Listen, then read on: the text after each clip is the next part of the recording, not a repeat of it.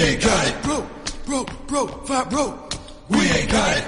Don't spend no money, ain't got no clothes, ain't got no cars, ain't got no hoes. We broke. Ladies and gentlemen, You're now listening. 1, 2. Broke. We ain't got it. We broke. Check 1 2 1 2. Yep, it's a brand new episode of Two Broke Twimbos. Got a lot to talk about. I got a lot to discuss. My name is Danny, that guy, aka Danias, aka the only guy, aka your girlfriend probably pities me, aka Dan More. When you look inside my wallet, it's more like Dan Less. That's right.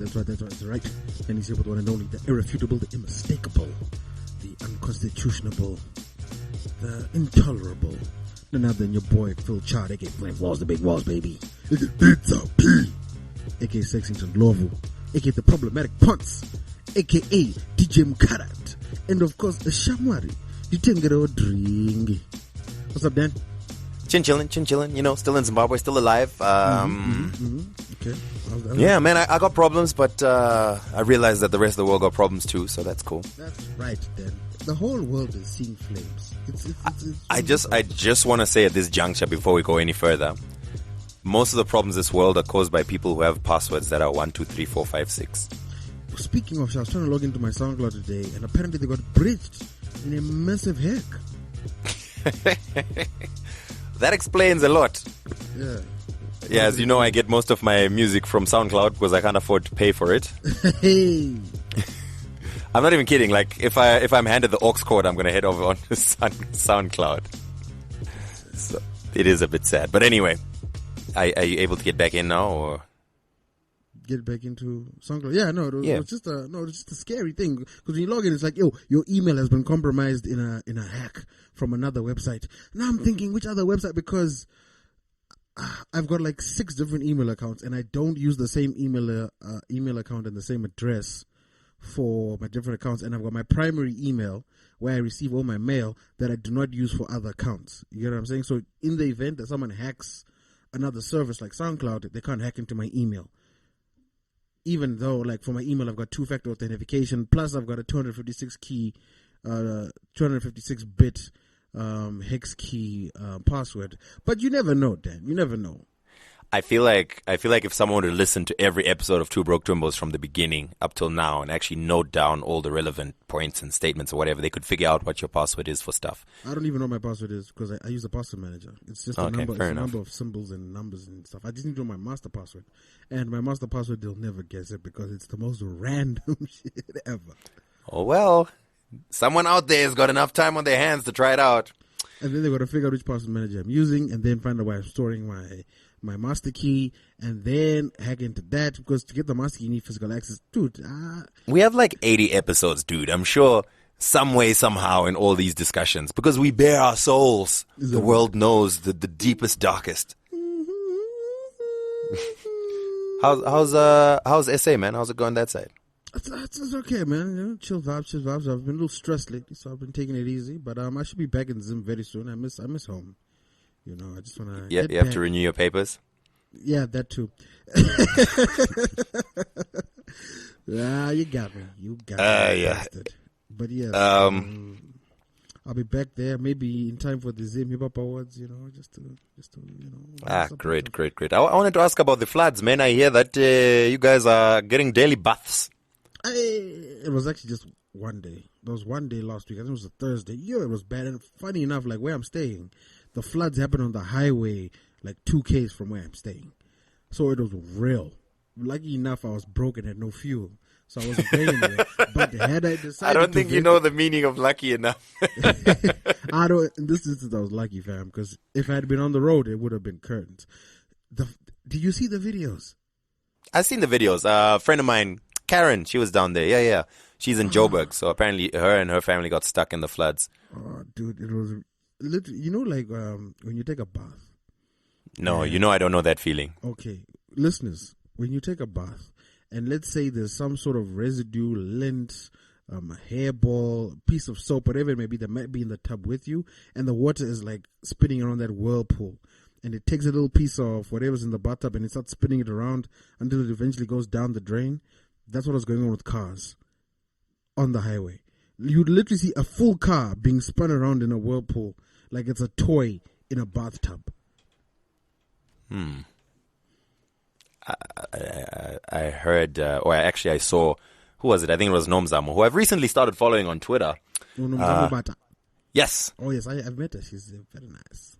Man, she's now one of my crushes. Anyway, I think she a lady, by the way, so be careful. And Maps is a well, good friend of mine. Yeah, I'm just saying. I didn't say I was gonna go for her or anything. Anyway, that's a top chap. Yeah, she tweeted something along the lines of, I think it was a rest in peace or something. Did people actually lose their lives? Last I checked, 7 people had died. There was a report of a pregnant woman that got swept away. They still haven't found her body. There's a child that got swept away, if I'm not mistaken. So yeah, it was quite real. Like, that was just the highway. There are people's homes that were flooded, and especially low-income houses. You can imagine what happens when you don't have a solid structure and that amount of water is coming downhill at you.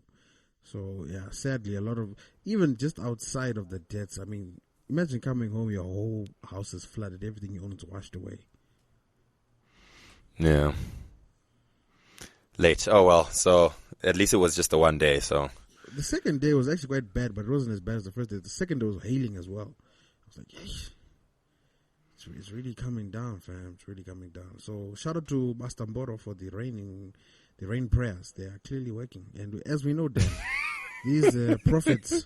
This is Phil. This is a sober time. Can we not make jokes about serious things? But I'm being serious though. Like before this, Pastor Mboro was praying and he prophesied that I'm going to bring water, and then lo and behold, the water, which was in stark contrast to TB Joshua, who had to take his L in a big way. Joshua, and you know he's kind of like just trying to sweep the Adam, the Facebook post. He's just kind of like, nothing to see here, nothing to see here. The weird thing is, though, the thing that really annoys me is TB Joshua killed people, like people that died. He didn't kill them, like actually killed them, but because of him and his organization, people lost their lives. But a Facebook post is a bigger story than people that were killed. And then he denied rescue workers access to the site for days. Some people still haven't seen the bodies of their dead loved ones. But anyway, that's another story. Yeah. I remember that story. That was when like the whole roof collapsed and whatever. Yeah, that was messed up. And the messed up thing is somehow like no one ever came at him about that. You know what I mean? That's what I'm saying. Is that attitude of touch not the anointed? It's very weird. Here, but apparently Facebook is open season. But yes, it brought a lot of pleasure to my soul, seeing him being proven to be the sham that he is in such a public format. It was great. And in fact, I think let's go to the bigger issue here, Dan. The reason why he took the L, none other than your boy. I mean, the hairy carrot, the two-paid furball. The inside of a guava, really. But it dried out with the seeds have fallen off. You know those small mangoes, right? The small arms after you graze the seed, and then it's got like, it's got like the little. Do you know what it reminds me of? A mango seed. You know a mango. You've chewed it, you sucked on it. That's what I was just saying, man. And it's just the seed, and then at the top got of the little seed, there's the hairy eye. Oh yes. Anyway, but hey, we should be clever because one wrong word and we could be on the no-fly list. I don't think I would want to. I'm just saying, man. Things seem really okay. If you are not sure who we are talking about, we are clearly talking about Nigel Farage. No, I'm kidding. No. We are talking of none other than Sir David Attenborough. Okay, I need you to explain something to me because Google has failed to explain it to me. Mm-hmm. How does the Electoral College work? Right. Hey, the Electoral College is actually one of the biggest shams. You should actually look for this show called Adam Ruins Everything. It simplifies a lot of stuff to make it entertaining, but it's very educational. Like if you're really into like educating yourself, and you miss the days when Discovery Channel would actually help you discover stuff. And when it wasn't just, instead it was just penguins. people making cars. Oh, okay. Oh, yeah, the penguins was National Geographic. Sorry, never mind. Anyway, go ahead. Yeah. Oh, the cheating penguin. Hey. Anyway, let's get back to the matter at hand. So, in America, what they do even at district level, they do a thing called zoning. So, zoning has now become a tool where politicians zone areas. So, zoning is somewhat like a neighborhood. And then you rezone an area in the hopes of making sure that the people that you know are going to vote for you all inhabit that area, and they always outnumber the minorities or the people that would vote against you. So there's always these pseudo wars between the Democrats and the Republicans where they keep rezoning and redistricting in the event of boosting their quote-unquote ratings. So once again, you don't need to win the popular vote, as in, like, normally if Dan and I are competing each other in an election and Dan gets 10 votes and I get 9 votes, Dan would win because he has more votes. In America, they don't use that system. They use the electoral college. And what that basically stipulates is a state based off of what they deem the value cross-referenced by the population is equated to a certain number of electoral college votes.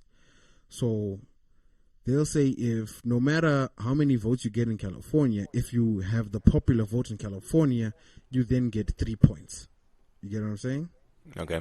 And then it'll be different for each state depending on the population and however they work it out. I actually don't know how they work it out sometimes because it's very convoluted, but that's basically the premise, where you have to win the majority to secure the votes. And then those votes, the electoral college votes, actually mean that there's someone from your state who's a member of the electoral college who's then assumed to represent the people and represents their vote. And then he casts the vote for whichever candidate. But except for one occasion, if I'm not mistaken, they always cast a vote based on the votes that have been given by the representatives. Zones. Yeah. Another example of how this works on another level, if you remember on House of Cards, if you remember the season when the wife was trying to become the vice president on his bill. Yeah.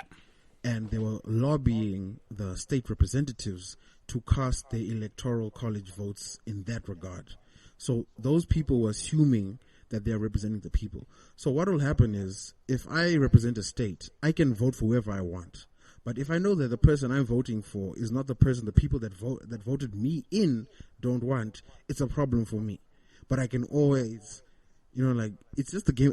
It's literally like the ultimate game of politics, and it's very convoluted and very confusing. But the electoral college is basically people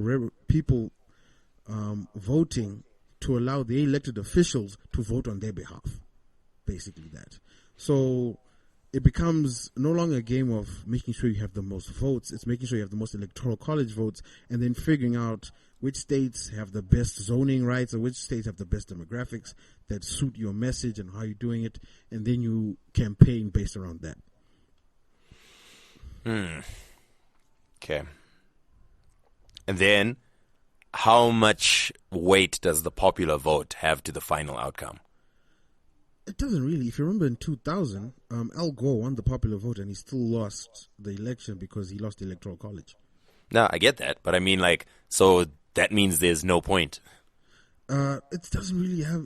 It doesn't have much of significance because they place the precedence so much on the electoral college.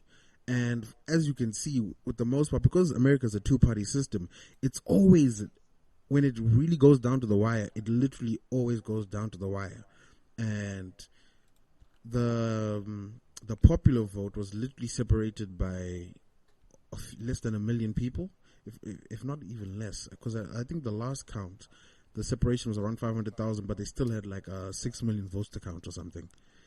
But they were separated by 1 percentage point. But the electoral college votes numbers were ridiculous. I think she was 60 points behind Trump. Yeah. In that regard.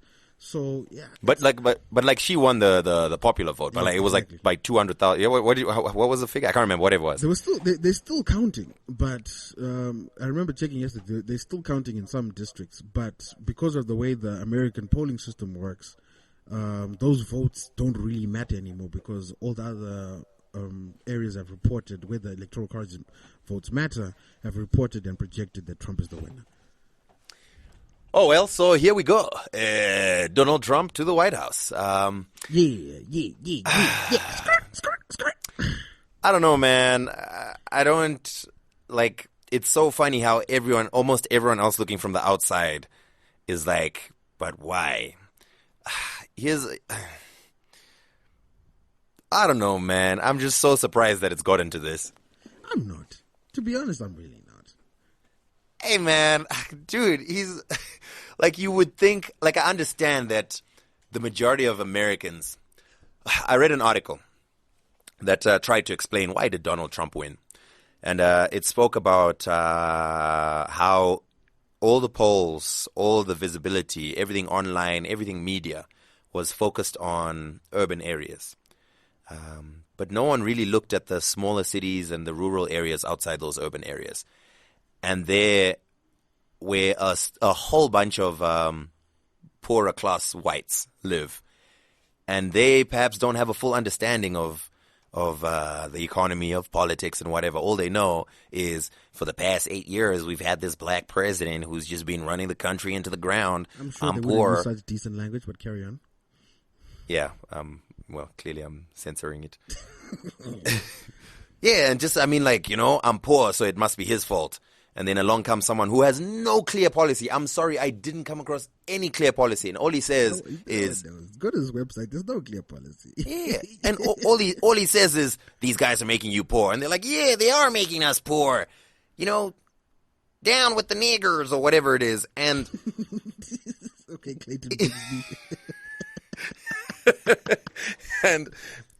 and I mean... I didn't realize, I always knew that there's those people, but I didn't think they would be in the majority. I think most people would be some level of educated. I think that's the thing. Obviously, as Zimbabweans, it's very, how can I put it? A touchy subject. Yeah, but not only that, we're commenting from literally thousands of miles away. So we are very remote from the situation. But what I do know and what I do understand is this: America is a country built on racism.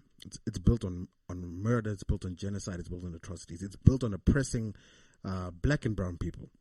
That is a fact. And America has never addressed this. No, they've never admitted to this. They've never addressed it. They still celebrate Columbus Day, for example. You know what I mean?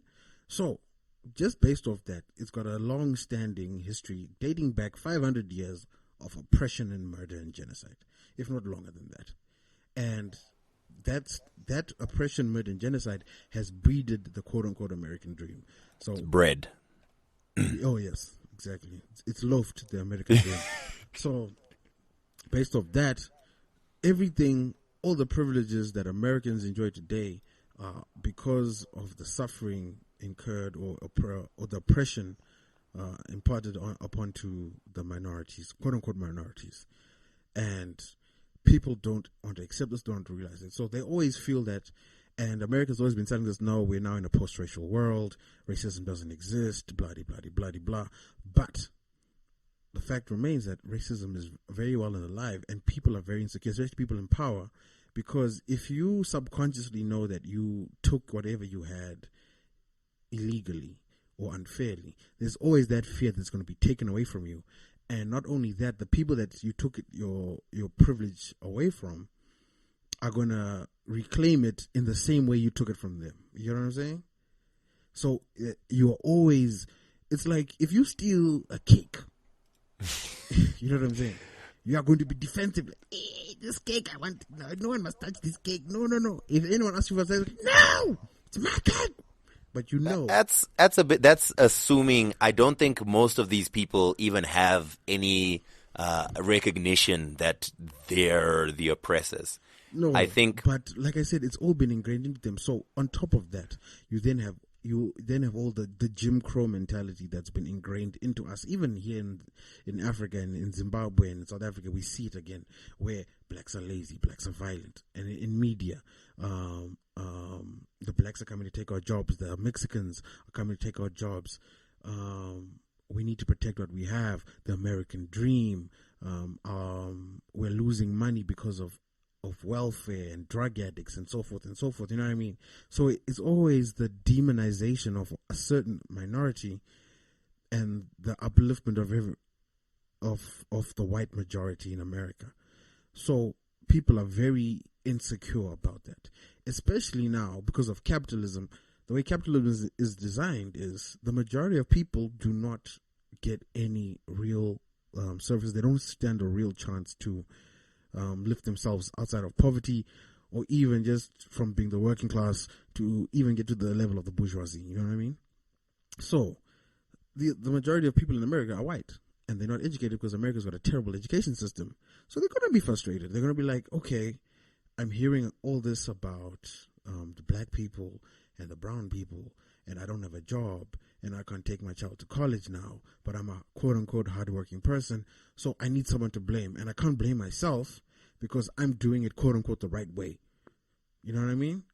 And then on top of that, you then have Trump, who's bellowing all this nonsense, and you've got TV stations like Fox News that have been indoctrinating this far-right agenda for decades now, and have such a massive viewing audience, and they're covering Trump, and Trump is now getting all this media coverage. And on the left side, you've got CNN that are laughing at Trump, like, look at this idiot, look what he's doing. But instead of focusing on issues that matter, they're going for ratings. So they're like, let's cover Trump because Trump says all this outlandish stuff, so people are going to want to see this. So all these news outlets are now giving Trump all this free publicity. And you've got all these other people saying, wait, this white dude is saying he's going to make America great again, and he's going to kick out the immigrants, and he's going to stop terrorism. And he's basically feeding off of all the insecurities that the American right-wing media has been breeding for all these years. You know what I mean? And plus, America's got, in fact, the world, but America especially, has a serious celebrity worshipping culture. Trump has been famous for 2 decades, and they always see Trump and the brand he sold as someone who's successful, someone who knows how to handle money, someone who's a quote-unquote self-made man, and he's going around saying, like, I'm an independent, I'm not letting anyone fund my campaigns because I'm not crooked like these other politicians. And people are like, okay, these crooked politicians are always doing stuff, and they never do anything for me. They always do it for their rich friends. So screw them. I'm going to work with Trump because he's the alternative. Hillary was a bit dumb as well, man. I can't believe I'm about to say this. Okay. I read Piers Morgan's column. What's wrong with you? You bastard. I don't know. I think I was at a really low point in my life, and I regretted it. You know, like, it would be better if you admitted to smoking crack right now. Like, I would have more respect for you right now if you admitted to smoking crack and committing sexual favors to get said crack than reading Piers Morgan.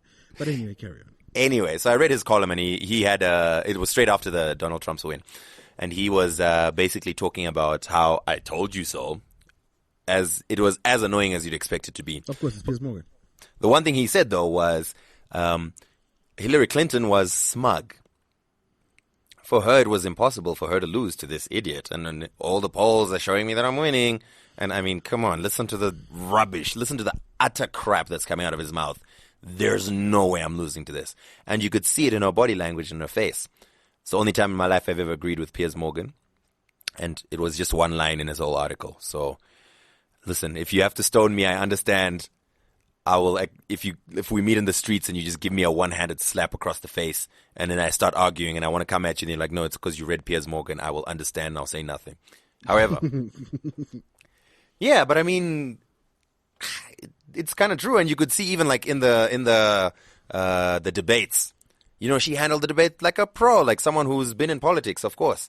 But then you sort of just see how she's like, oh, this idiot over here. But actually, she knew, but she didn't want. I think there were 2 levels to this, because a few weeks heading into the election, she made a comment about Trump and his supporters, and she said Trump represents his supporters, and his supporters are racist bigots. When she called them deplorables, basically. Deplorables, exactly. And then 3 days later, she retracted that statement, which means, because when she said it, you're like, yes, that's exactly true. That's 100% what's going on. And thank you for having the balls to say it. But then she retracted because she realized, wait a minute, this dude got the numbers though. Like, there's a lot of people, and I stand to lose a lot of votes. And also based off the fact that Hillary presided over so much negative things, not only in her personal career but in her husband's career, it really came back to bite her in the tuchus. So like the three strikes law that Bill Clinton pushed, and her calling black people super predators, and her foreign policy, and Benghazi, and the emails, and the dubious donations to the Clinton Foundation from Russia. Plus, let's not forget that Julian Assange has a personal beef with Hillary Clinton. So he was dropping WikiLeaks strategically to hurt her campaign.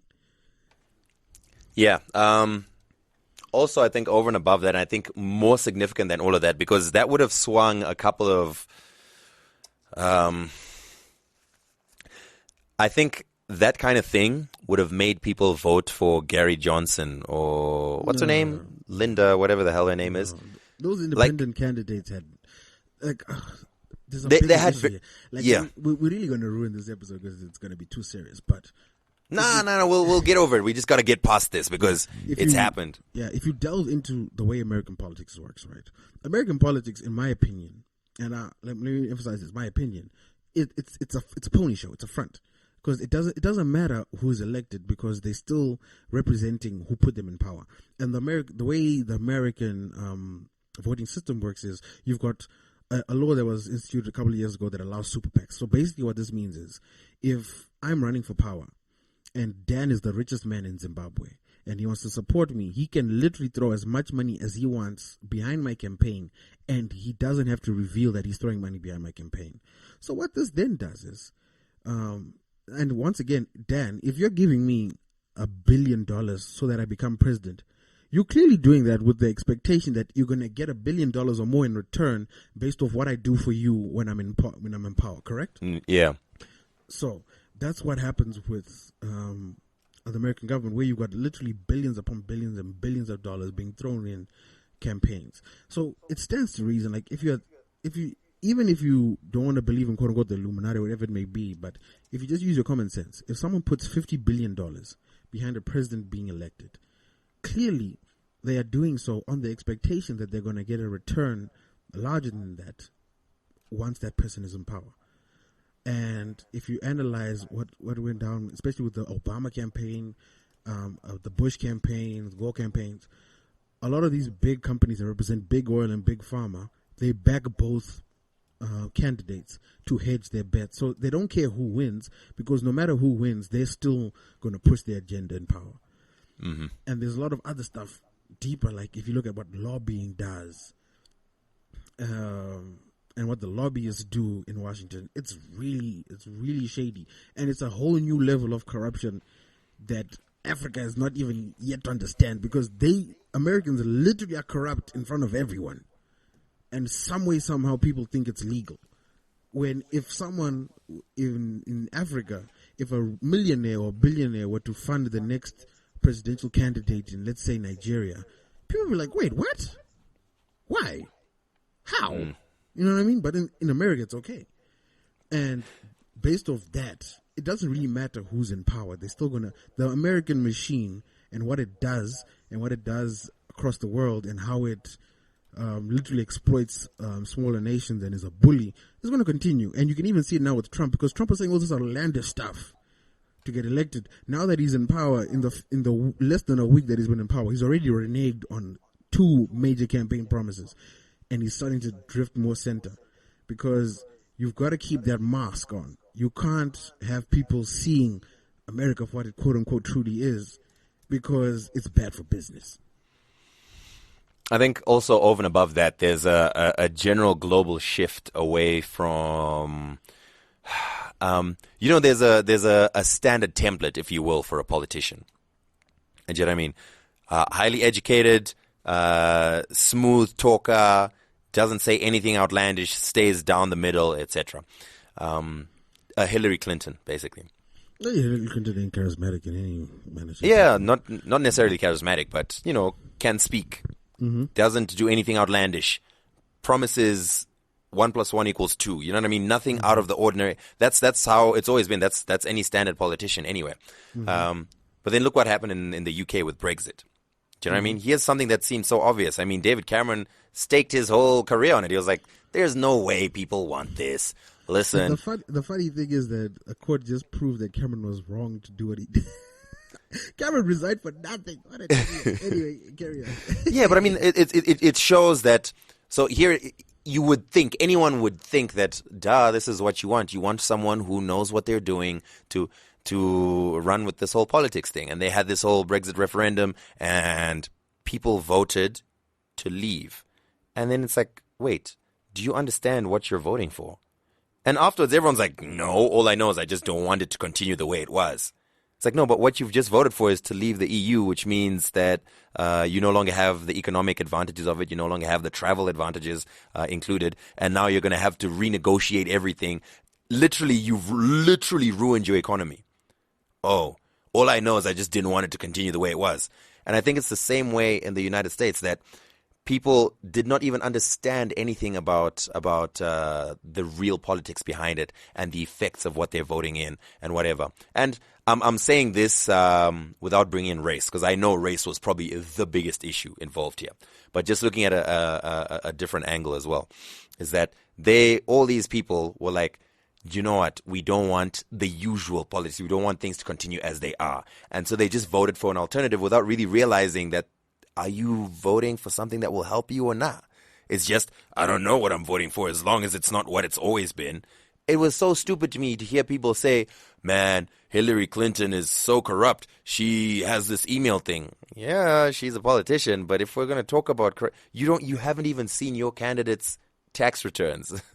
Yeah, well, there's so many factors that allowed Donald Trump to win, like his masterful use of social media, and what you just mentioned, tapping into that base fear, especially amongst white people, that what they have or their lot in land is being threatened by quote unquote foreigners or the black people, and the way black people and foreigners have been portrayed in America is a very negative light. In the same way in the UK, the way the far right was always portraying these foreigners as people that are taking your jobs, people that are coming to rape your children, terrorists.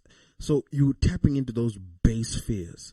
And if you aren't educating people, or these people are not educated enough to deal with the nuance and understand one bad apple doesn't mean the whole tree is rotten or the whole bunch is rotten, then you're going to have a problem. So America created its own downfall, and they allowed this to happen, especially with the way media covered it.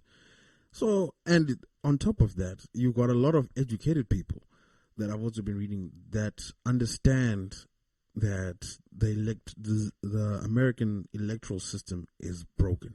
It's corrupt and it's filthy. And they elected Trump simply on the hopes that Trump will be such a bad president, he will destroy everything and America will be forced to rebuild from the ground up. That's really dumb. Anyway, I think that's the only way. How else can you affect real change? But here's the thing. It's also a bit more complicated than that, because Trump won't. He still doesn't really make executive decisions. You know what I mean? Except in a few areas. Most of the time, he's going to be passing bills that need to be okayed in Congress or whatever. But and if majority now. If Congress and Senate majority. Okay, the Republicans have a Congress majority. But are you forgetting that Trump himself had a fallout with the Republicans? No. But he actually he almost, in a manner of speaking, practically disavowed the party. And I still think that whatever Trump was a Democrat up until 4 years ago. Yeah, so didn't he say, wasn't there a quote that was circulating a lot where he said, if I would ever run for president, I'll do it as a Republican? Fake quote? That was a fake quote. Okay. These fake quotes, man. I've now bookmarked Snopes. Every time I see these quotes, I just go to Snopes. Okay. Yeah, to be honest, it did sound a bit far-fetched. But yes, anyway, America. I strongly believe that regardless of who's in power, they're going to be just as corrupt and they're going to mess up and they're going to whatever. But Trump, though, okay. I'm a little, you know that little petty gleeful that you get when you see, the one like from a distance, I'm like, yeah, good butter, let's see now, ha ha ha. Because you know it's going to hurt. Yeah, it's going to hurt a lot of people, but one of the groups that's going to hurt the most is those poor class white people out in the road. Yeah. I think the problem... That's what you wanted, eh? No, the problem with America that I'm actually worried about is, if you remember the moment when Brexit came to pass, you had a lot of these ignorant racists that were now emboldened. Like, yes, I'm not alone. Other people feel the same way. And I think, sad to say, that's a lot of what happens here is you have a lot of people, especially white, who do have these racist or ignorant inklings, but because they feel it's no longer acceptable to express them publicly, they only express it in their home, or they just keep it to themselves, or they go online and they start accounts and start trolling people under that guise, you know what I mean? But now, if you wake up one morning and you're like, yo, 50% of the country agrees with me, I'm not alone. And then now you're emboldened to say all the... Yeah. So now I don't have to hide. I can say it. And we've already had all these instances of people, minorities being threatened and beaten. And America is a lot more violent than Britain, fam. Britain, you're not allowed to carry assault rifles.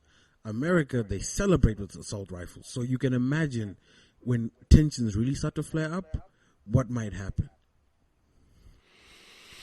Anyway, it's going to be tricky. Anyway, yeah. Well, shout out to America. Shout out to America. America. Yeah. America. Yeah. Have you been watching the new season of South Park? No, although everyone keeps telling me to. I'll have to. The new season is crazy. There's an episode where Mr. Garrison and Caitlyn Jenner are running for office. And they basically... it's basically a spin on Trump. And then Mr. Garrison is really like, I have no idea what I'm doing, but I'm just saying this shit and I believe it. And then he's like, okay, you know what? I need to end my campaign. So, okay, I got an idea. So he just goes out, you know what? Screw you Mexicans. We're going to build a wall. Yeah. Wait, you guys like that? What? But that's always been my theory too. Like, I don't believe that Trump wanted to win. I literally believe...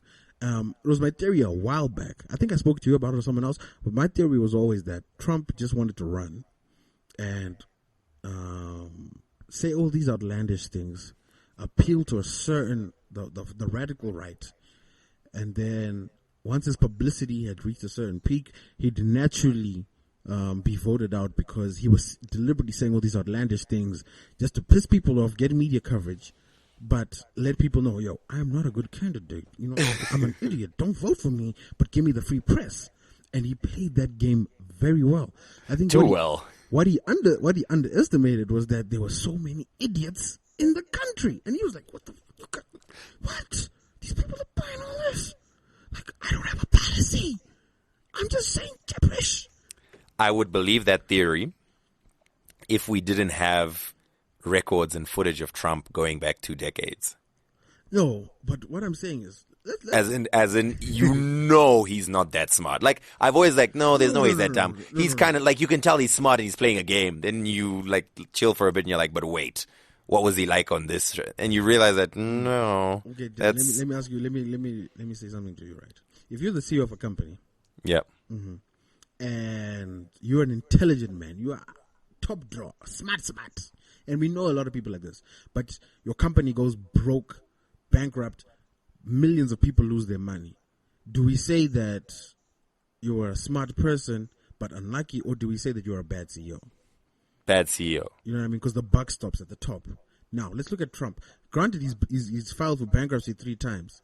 But now he's been, like, even when his tax returns leaked, dude was so crafty with the way he filed his taxes. He made money on a loss. But that's you can't really give him credit for that because you know he's got accountants. But who's hiring the accountants? He's putting these people in position. I understand. At a certain level, you've got to say, okay, maybe he's smart enough to know he's not smart enough to do something, so he's putting the right people. Other people to do it. Fair enough. What I was trying to say is, like, oftentimes I would say to myself, there's no way he believes what he's saying. He's just saying it because he's smart and he's playing a game. Then you realize, no, but it's the same stuff he's been saying for 20 years. No, what we're saying is, granted, we know he's racist. We know these things, like what he did to the Central Park 5. If you guys haven't seen the documentary, you should check it out. It's heartbreaking as hell, though. But we know he's racist. But being smart enough to say, you know what, I'm racist. I'm going to say these things out loud because we know for a fact there are tons of other politicians that are just as racist, if not more racist than him. But they know not to say that stuff. And you cannot tell me that Donald Trump has been in the limelight for so long and doesn't know the reaction these things will get. And my assumption was, and it was proved true, actually I read a story today, that before he started running for office, he was in talks and finalizing a deal to start his own TV network. So everything now makes sense. And I think that was the plan from the jump. Use it as a massive publicity stunt and then always carry on with that. The system is rigged mantra that he was drudging when he loses, and then you appeal to those radical right idiots that are like, yeah, Trump represents me, he speaks the truth, he's no nonsense, he's not corrupt, and the system is rigged, and now I'm going to support his TV show. And there you go. Because right now the most watched news channel in America is Fox News, and we know Fox News is garbage. Well, America. Yeah. Anyway, let's move on to lighter topics. On to other things. Let's people said that they enjoy our episodes when we just talk cuck and make fun of people and have voices. So I think let's get to that part of the show because I think we miss it. And I want to say that. Did you see the Zim Hip Hop Awards nominees list? Yes, that was a joke and very hilarious. And yeah, I'm very hurt. Dan, I was not nominated again. Excuse me, I was nominated. Wait, what? I'm nominated for the Zim Hip Hop Awards. In what category? Best radio DJ. But you're not a hip hop DJ. Funny story. So when the nominees list came out, like someone sent it to me. And I was actually doing my show. Mm-hmm. And as I'm doing my show, I like to read the list. I'm like, oh, I'm nominated. And then I take a look at my playlist. I'm like, oh, delete all this EDM, this Niger. Let's throw in a little bit more hip hop. So I guess I'm a hip hop DJ now. This speaks to the joke with these awards. No. You don't have to be a hip-hop DJ. It just means you're a DJ who supports or promotes Zim Hip Hop. I've been doing that, man. Okay. Anyway, so yeah, vote for me. Oh, yeah. Let's look at I was also a little bit surprised that they've overlooked what we've previously said about the Zim Hip Hop Awards. But I don't know. Maybe they don't even listen to our show. Or maybe they forget because they always seem to forget how to spell people's names. And the weird thing is, you send in an application, right? So you apply to be nominated and you send in your work.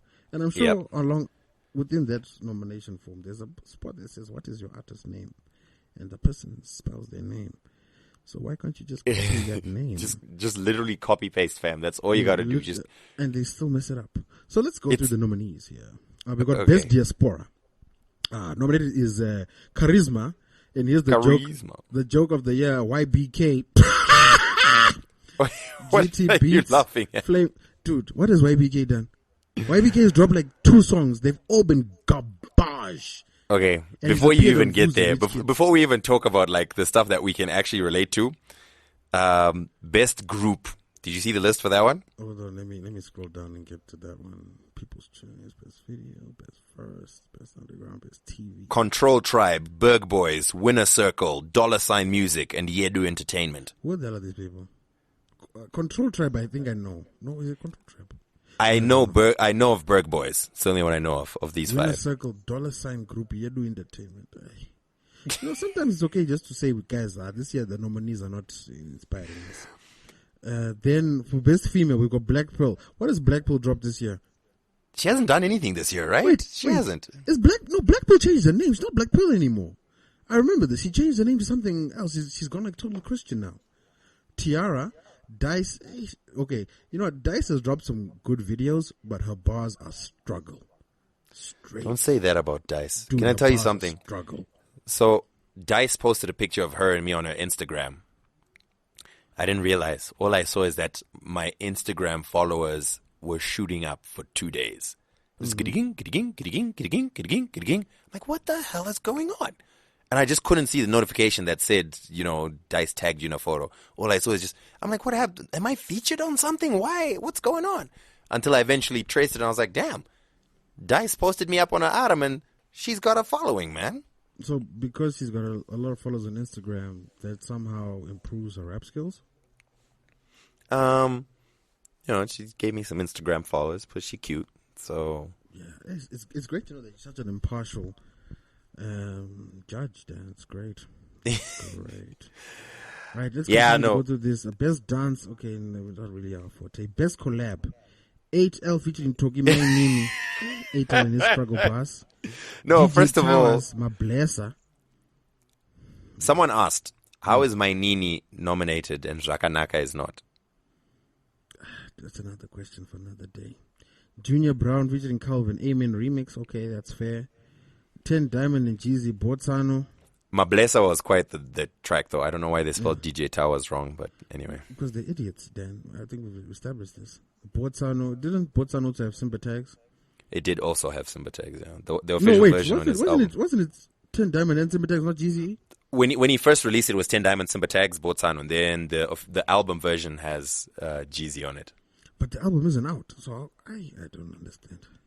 Yeah, I think they released it as a single for the album, even though the album's not out. Okay, but it was featuring Ras Caleb in the Makawoma. Just sure, my words are Kawoma. Just sure. Bless Club DJ, my man Red D is there, spelled incorrectly as usual. The Family, TK Beats, Corrupt King, DJ Brew. I only know Red Diz and the Family. I don't know these other guys. You know TK Beats? No, I know TK Beats. You know, he's a pretty cool DJ. He's cool. Okay. Best brand. I don't understand what that means. Chibuku, Empire, SOG, Volt, Ethnic Inc. Wait, Volt as in. Okay. Wait. Whoa. Before you go any further, this is obviously brands that support Zim Hip Hop. Mm-hmm.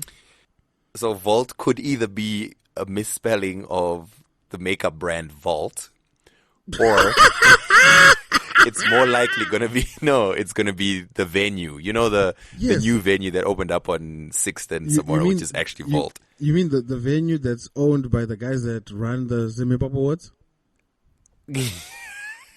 But I'm just saying, I mean, so is a venue a brand? I don't know. As a conflict of interest, really? Oh my God. People. These guys are a joke. Best alternative. I don't even know what the that is. 10 Diamond. How is he an alternative? What's alternative rap? Are you familiar with this genre, Dan? I'm not.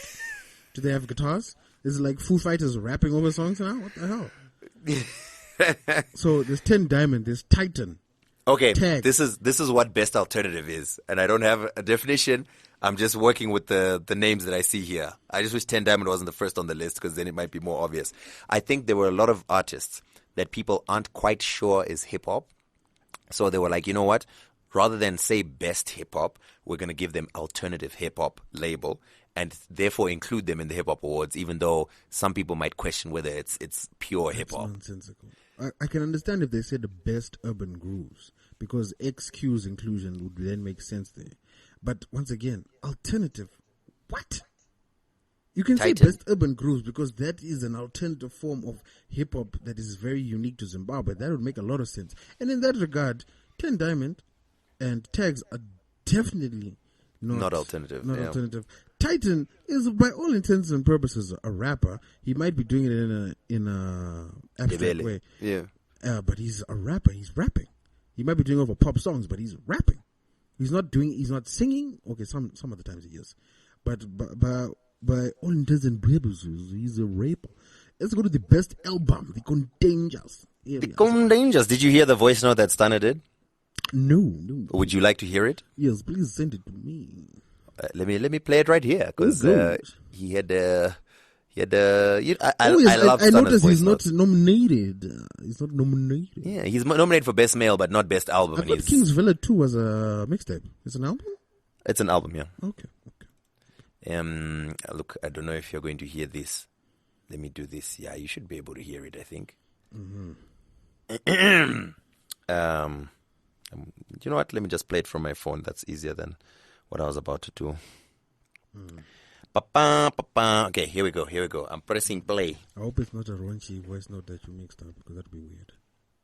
They're not labeled, okay? Chop. Hi, but guys, it's good, man. Don't despair, guys, and think with Tazora Cash Records, you're the biggest hip hop brand in the country. Motorad album, no nominator. Pablo's. You had an international launch. You brought in an international artist, and the album is just super. Like, who has an album that is better than If I Die Tonight? I mean, seriously. But anyway, it's okay, guys. Stay strong. And they will keep doing this to us, and we'll keep singing. Tona was no guma. As not against 15 years ago, and in a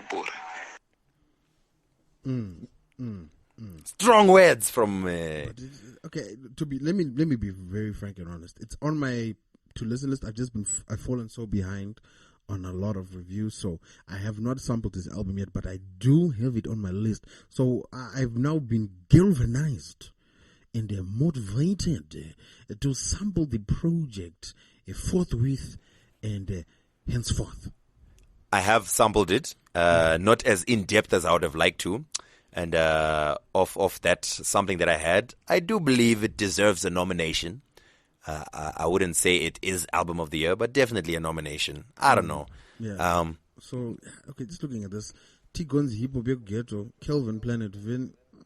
Okay, yeah, okay. King's Villa 2, Sharky Sokomate Mai. A few good poems it has not been released. It was dropped on SoundCloud.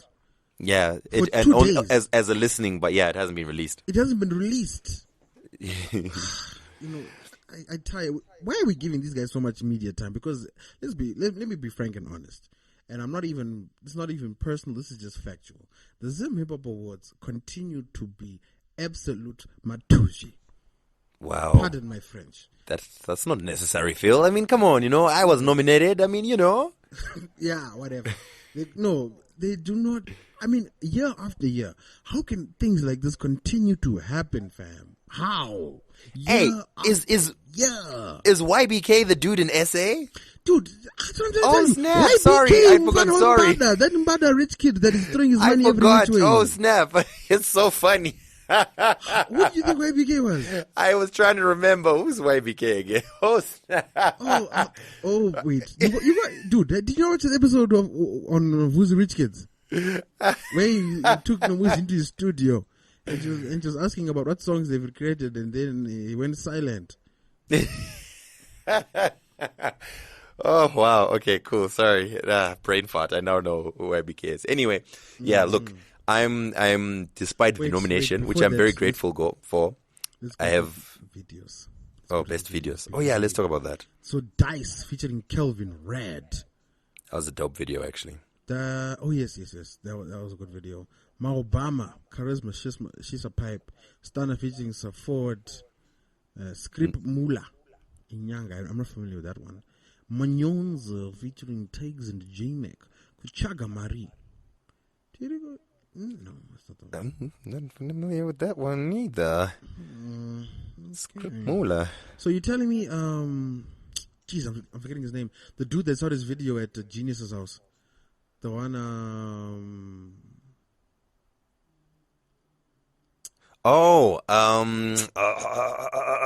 the one with super extra struggle bars. Yes, when he's sitting on the toilet. Yes. What's his name? Where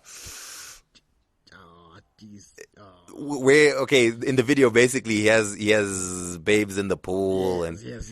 what is that video, man? Yeah, that one. To be frank and honest, it's a terrible song. It was a pretty good video. Yeah, I video remember.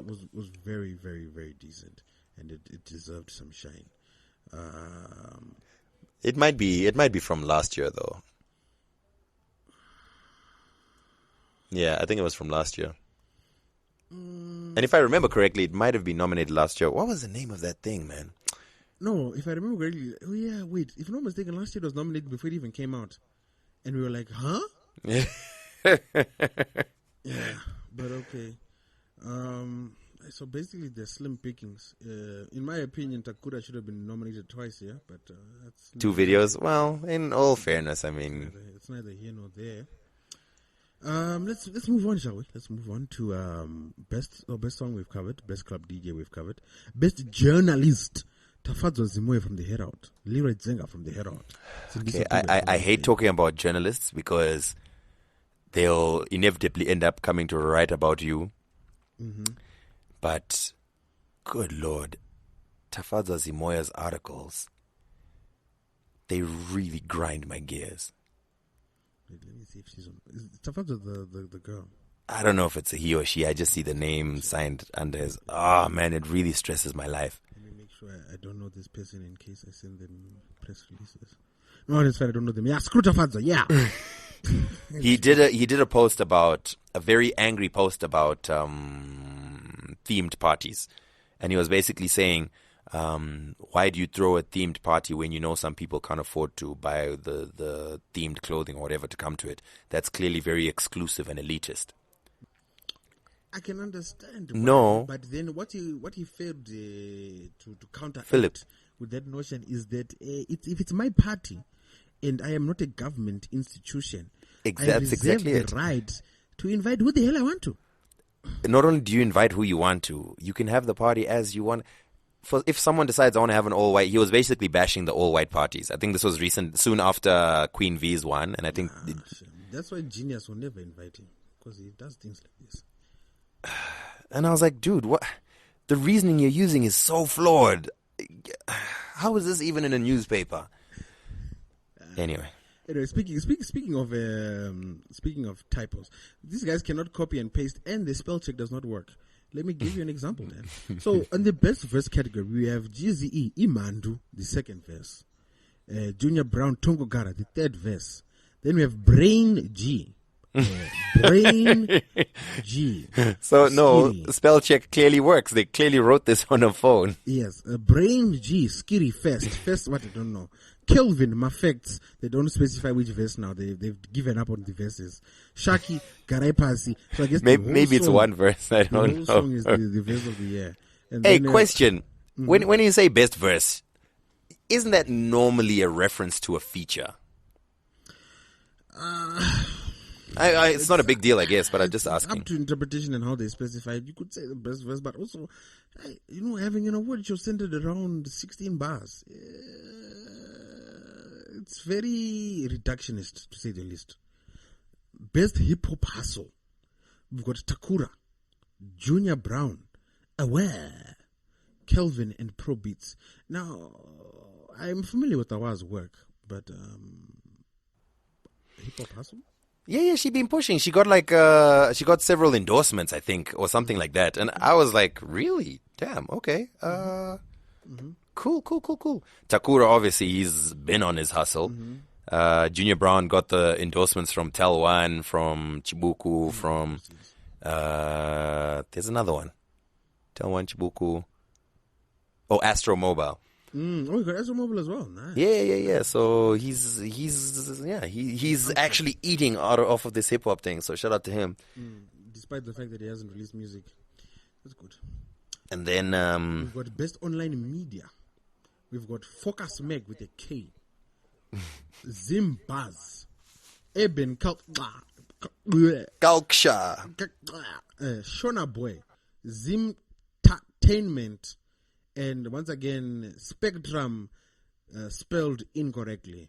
So shout out to these guys. I am not bitter at all. You don't sound bitter, I have to say. Shout out to you. I'm very composed. I'm very balanced. That I've moved on from these things.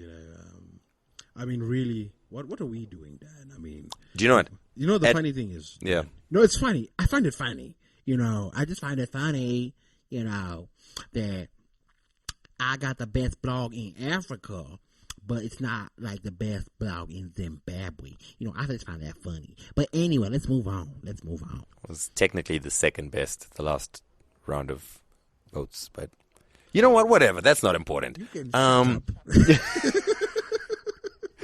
That's not important. If nothing else, Phil, at least the Zim Hip Hop Awards gives us a lot of content each year because we're gonna have, you know, it's like this. It's the gift that keeps on giving. That's exactly what it is. It's like it's our very own Christmas box. So I'm grateful for that. I gotta say. Oh! We've got a new round. Yeah, this one I wasn't familiar with this one. Best TV. Twimbos, Best Man Ciphers, Neighbor to Rizla, Hip Hop 263. I don't know he was on TV. He was on TV. That's nice. That's good for him. Nafuna TV, the Nafuna show, is that on TV? I'm pretty sure that's YouTube. Well, they didn't specify online TV or offline TV. It's a variety show. It's not really a hip hop show, but okay. Miss V Candy and Mandy Soul Club E. People's Choice, ASAF, Tigonzi, Junior Brown, Stana, Takura, Shinge, Jise, Awa, MC Cheetah, and POI. Once again, what? What is surprising you now? What did Cheetah release this year? Like he released his album. He did? Oh, yeah, he did, didn't he? Yeah, although I think I have the feeling it's after their cutoff date because he released it, 2 weeks ago? That's what I'm also... Dude, Best Dance, John Cole, Tendai Guja. Interesting. I wonder if it's Keith's little brother. MC Tats, Milkshake, Sean Mumba, Billiard Kimbona. Best Underground. I didn't even know we had underground acts in this country. But well, see if you know these artists. I know Maniac, but not the way they spelled it here. Of course, I'm very familiar with Flexo. Once again, they spelled his name wrong. Ale Jungle Kid. Flexo is my guy. I've known Flexo for almost 10 years. That's my homie right there. That's my homie. No idea who that is. He's literally the freestyle king of Zimbabwe. From Cool. I think we've exhausted this list of garbage. Oh no. Sorry. Best newcomer. Shaki Takura, ASAF, UB Blakes, and Titan. Okay. Best producer, Young Nesh, Fun F, Charlie Zimbo, Crims Beats, Tesh Manize. I've got no problems with this best producer category. It's all right. It's all right. I think, it seems fine. I don't know. I feel like who's been producing the biggest? Do you know who should have been on there? The guy who's been producing all of Takura's music, COG Beats. But he's only got an EP to his catalog. Yeah, but it was fire though. Okay, I'm looking at the best album on their page, and it's like a censored. You know, like when people censor a victim's face or something with. It's weird. I'll send you the image. But best radio DJ. This is the contentious one right here. This is the hot one. Ooh, Critic Igwe and Lempi, Diamond FM, Mox, Star FM, Butterfly, Power FM, Prometheus, Power FM, DJ Emmett Smooth, Power FM. Good list. Interesting list. You forgot Danny, that guy, ZFM. Yes. Of course. These are all voters. So are you soliciting votes then? Have you? I am soliciting votes actually. It's good. Yeah. Vote for me, man. You know, I could be your representative. Vote for Dan. And I think that's about it. In summation, the Zim Hip Hop Awards, garbage. Except, of course, if Dan wins, then they are quite credible, and we respect them, and so forth. But other than that, they are garbage. Yeah. And they are emblematic of a culture that has stagnated for the past decade, really. No, this year it's doing a bit better, I think. But I think there's signs of life. But as I always say, a rising tide lifts all ships. If you look at what's going on in Zim music in general, you've got Winky D. In fact, we will also speak about his video just now. You've got Winky D doing well. Do we have to? We've got Ja Praiser doing very well internationally.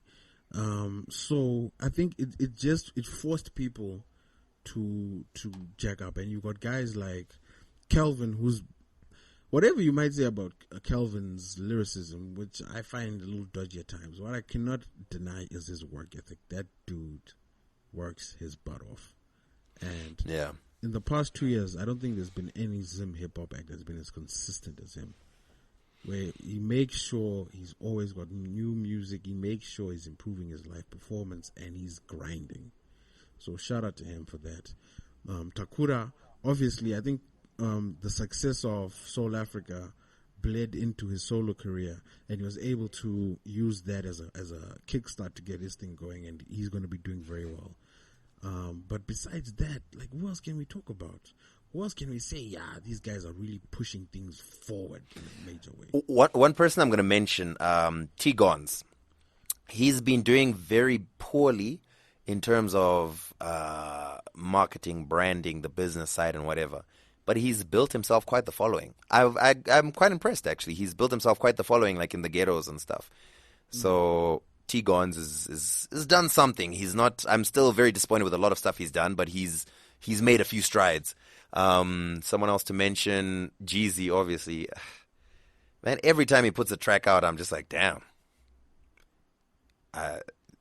He's one of my favorite Zim rappers, man. Then Shaki is on the up. Prophecy had his album launched last week. Have you ever heard anything from Prophecy? I remember getting a single a while back. Yeah. Listen, I'll send you some of his stuff. Yeah, he's really grinding and he's putting in work and he's getting the recognition for it. So there's a couple of people making moves. No one. I'm saying it's showing signs of life. I'm not saying that it's stumbling around. It's just there seems to be a little bit of a pulse if you listen very carefully. So, looking up and all hopes and all that. What did you think of, I saw you tweeting about the Winky D disappear video. It was a waste of time. It's pretty much. I mean, okay. To be frank and honest, I think you also discussed it a couple of times on the podcast. I remember when Camera was on the show, you're also discussing about it. And the fact is, when Winky D was the biggest song in the country, the video should have been ready. It should have dropped. It should have been distributed as far and wide as possible to piggyback off the momentum of the single and boost it continentally and hopefully internationally. Winky D failed to do that. Now, the story that I've been hearing from the people I've spoken to is because Winky D has been doing a lot of international collaborations. I think he did a song with Vibes, if I'm not mistaken, and another Jamaican artist, and they've now sorted out the distribution. Also under wraps, apparently one with Patoran King. So they now have a lot of stuff on Spotify and Apple Music, and as I'm sure you know, streaming gives you another level of exposure and discoverability. So based off that, now people discovered Disappear, and it was starting to pick up, and apparently it's also very big in Namibia. It's also blowing up in the dancehall scene here in South Africa. So Winky and his team then decided, let's shoot a video for it. My problem with that is, you guys just dropped an album 2 weeks ago, you remember? And Disappear was from the Gaffa Life album last year. So what are you doing? Okay, I understand that. I don't think... I fully appreciate that. Yeah, they should drop a video from the new album. There's 25, there's Panorwadza Moyo and all that. But I don't think that should necessarily stop them. If they're trying to push Disappear, which is only starting to get traction, they should... Yeah, it's fine. Make a video for Disappear. That's cool. You know you're trying to cater to a particular audience. Whatever reasoning you use, that's cool. Definitely. And I never said shooting the video within itself is wrong. I'm saying the way they went about it was poorly planned, and it shows a lack of planning, because this song was huge. We saw it was huge. You saw the YouTube numbers. Was it huge? Huge. Trump, huge. Massive. Brilliant. Let me tell you folks, there's no song bigger than that song. Yes, it's the best. So, he he has this huge hit. He doesn't shoot a video for it. And then he casts it to the wayside and he works on his new album. Fair and fine. You then release a video to meet the new demand of this song. Okay, not an ideal situation, but do what you need to do to push your brand. And so now, at this point in time, Winky D should reflect and recognize, wait a minute, fam. This song is blowing up internationally. And I've now been called to action to release a video because of that demand. I now have these songs with international artists. I now see my compatriot and my colleague, Ja Praiser, winning an MTV award. That clearly means the spotlight is now starting to shine on Zimbabwe. I am now in a prime position to take my career to new heights that I have not been able to attain in 10 years. And what does he go and do? He gets a bunch of papers, write some problems on them. Yeah, literally. Literally, like, looking at that video, I can tell you right now, that video was shot in one day because there's one location, there's 3 extras, and there's a hired vehicle. You can literally shoot that video in 3 hours and call it a day. And come on, Winky. Come on. Have you seen the video? And the thing is, like, we can't even say he doesn't have someone to look up to, because Ja Praiser has just dropped 2 videos that not locally, especially, let's just say locally, especially in the Shona and vernacular market, nothing is touching those videos. Yeah. Nothing. So Winky D should be saying, yo, fam, if I'm saying I'm on par with Ja Praiser, if I'm saying I'm the biggest artist in Zimbabwe, my video should be on that level or higher. So what is going on? And it's not like Winky D is performing for free, fam. Winky D gets paid to perform. You know what I mean? He's earning money. 3 to 5, apparently. So where is this budget going? What is going on here? Dude, did you see the comments under the video on YouTube? I never went back because I got notifications on YouTube. So the moment the video dropped, I got the notification. I went to see it. I saw it.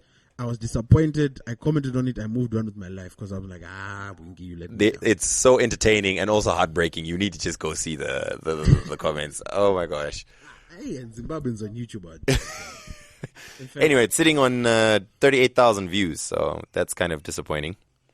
But guys, let's not lie. Ja Praiser was an anomaly, and Ja Praiser was riding off the back of Diamond Platinums. Have you seen Diamond Platinums uploads a video of him rehearsing for the Mamas in one day, 50,000 views.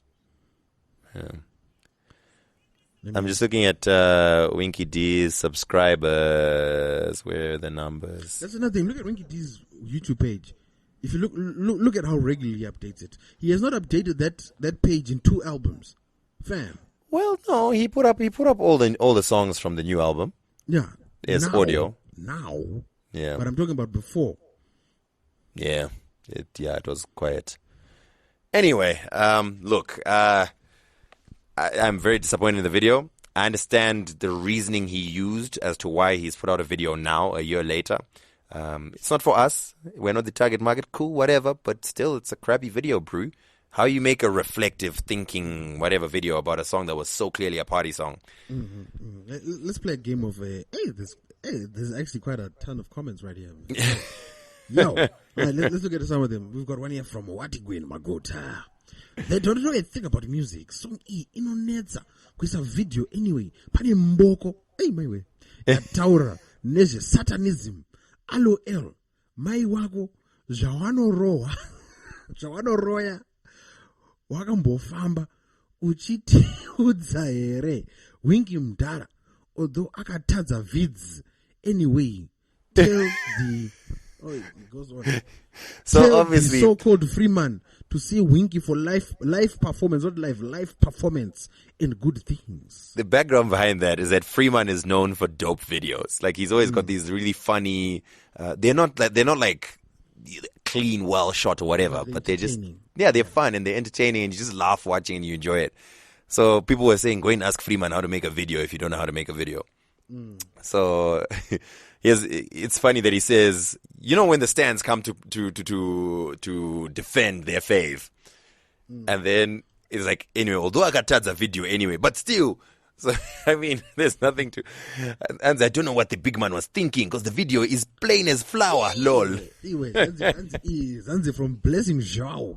This is what you get for spitting on your producer. Video. Okay, I can't say that word. Something eerie. Obviously, he's referring to the controversy around Oskid, who was complaining that his tag had been removed from the songs he did for this latest album. Yo. Yeah, tricky. Hey, oh well. Anyway, hear the new Killer T. I haven't. I heard the album. The album dropped this weekend. I know. I need to check it out. Sampling it today. No, yeah, I'm gonna have to get that new key. I like the direction Killer's now gone. You know, like the direction he was going with his last album, where he was more melodic, more conscious, more thought-provoking lyrics. That's what he's done again with this album, man. I'm loving it, man. Killer T's my new guy, man. Killer T's Killer T. All right, listen, man, we gotta vacate this studio. Okay, wait, we've got to talk about other issues quickly. Trust me, we gotta go. Yes. Okay, we've got to talk about the Whiskey situation. It's contagious. Look, Wizkid was stripped of his EMA. We all knew that there was a fish. We smelt it way in advance. Yeah. Which I spoke about it before. I remember I said it, and what I was saying. You see now they're doing it to us in Europe. But it's real. It's real. Anyway, guys, thank you so much for listening. Thank you so much for tuning in. Don't forget to subscribe.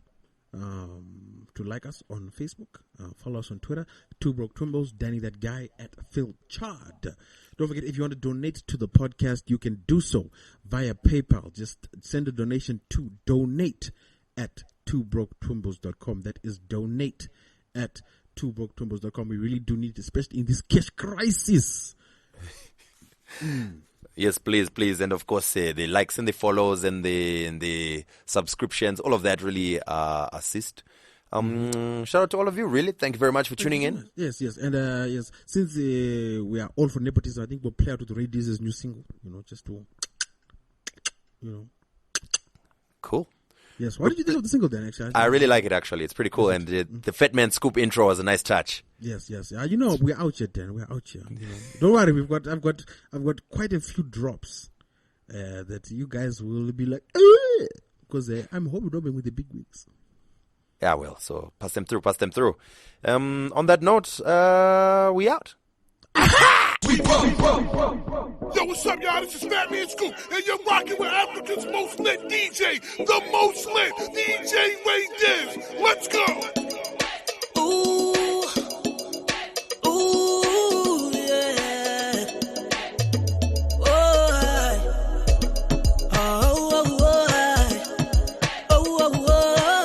Yeah. My name is Roberto. Go. I've been up and down, searching for you. Feels like I'm in the jungle, deep in the jungle, looking for you. Nobody but you. Club lights don't move me, no. One look at you, and I feel something new. So nice to meet ya. Do you mind if I can know you? Nice to meet ya. Can I get some time to know you? Ooh. Said I girl, don't delay. Girl, don't delay. Said I girl, don't delay. Girl, don't delay. Said I girl, don't delay. Girl, don't delay. Said I girl, don't delay. You are now listening to Ray Diz.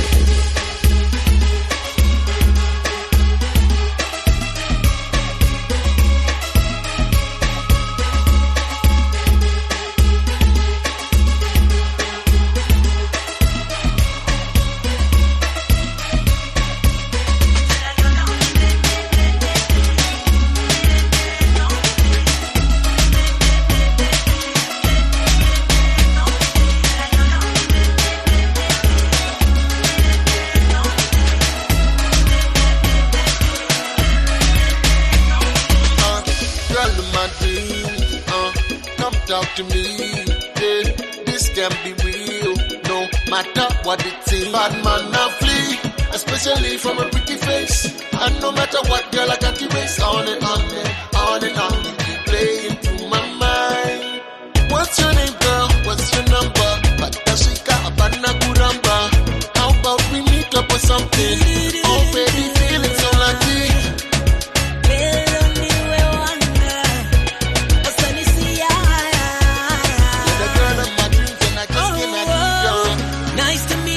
Nice to meet ya. Do you mind if I can know you?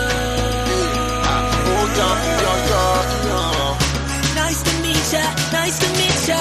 Can I get some time to know you? You are